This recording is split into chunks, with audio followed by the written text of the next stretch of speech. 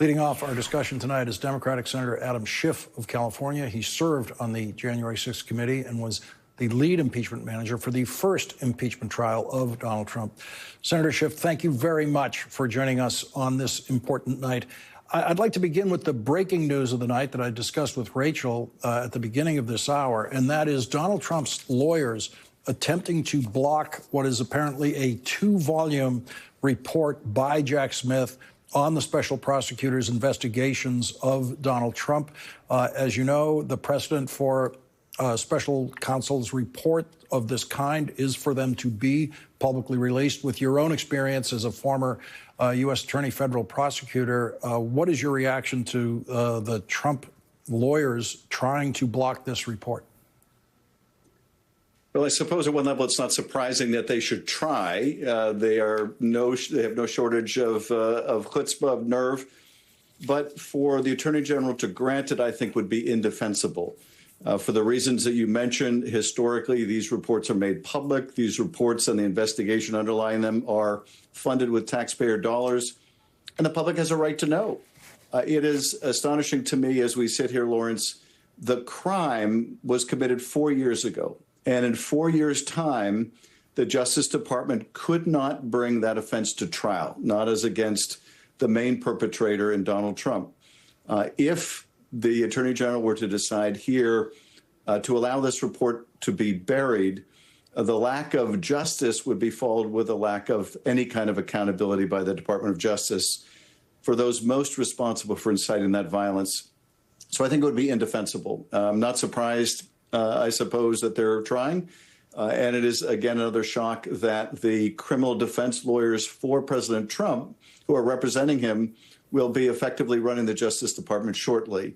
So unless this is made public and made public very soon, it will be buried. And as you pointed out earlier in your show, this case can be brought once again once the president is out of office. Nothing precludes that from happening.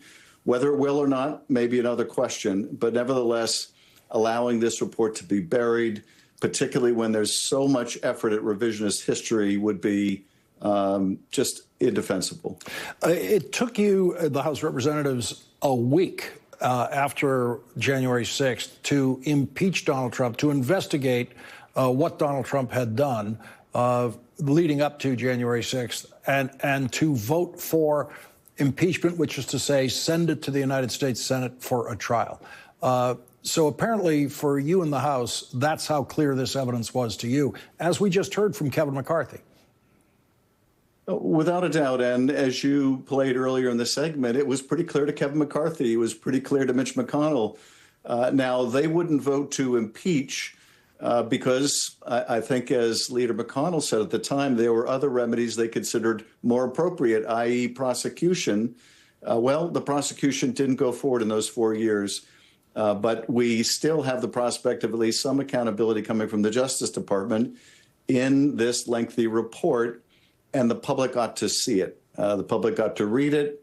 We should be aware of all the facts in it, because, you know, one of the concerns I think those of us on the January 6th committee have is if that report doesn't see the light of day, and even if it does, there may very well be an effort within the new leadership of the department to make some of the evidence go away if they have the ability to do it.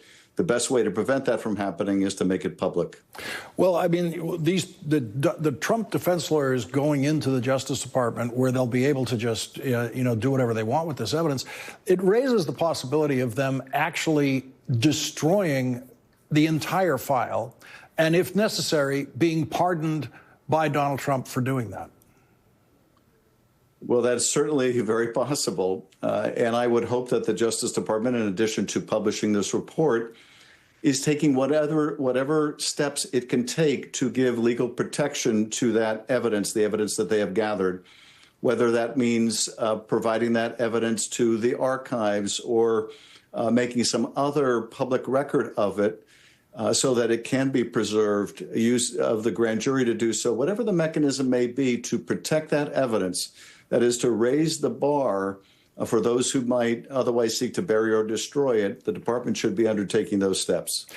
President Biden is arguing today in his op-ed piece that the date January 6th should take its place in infamy every bit as much as December 7th did when Pearl Harbor was attacked, September 11th, that it is a date that America needs to remember and remember every year because we came so close to losing a Democratic outcome in the last presidential election.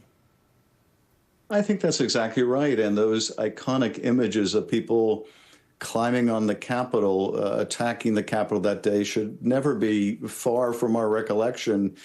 Today was most remarkable, Lawrence, in just how unremarkable it was. The joint session took around 30 minutes, and 1/2 hour, that's all it took, to go through the states, to read the electoral counts. The vice president, as you said, and I think you used the two words that were most apropos today, with dignity and grace, performed her responsibility. It was remarkable in how unremarkable the process was. And it had been unremarkable for decades, indeed for centuries, except for the fact that it was taking place. But now, in the wake of the January 6th attack 4 years ago, this date has great significance. And as the president reminded us, President Biden reminded us in that op-ed, we realize that as pro forma as it may seem, none of it can be taken for granted, because we saw 4 years ago how very easily it could be taken away. California Senator Adam Schiff, thank you very much for starting off our discussion tonight.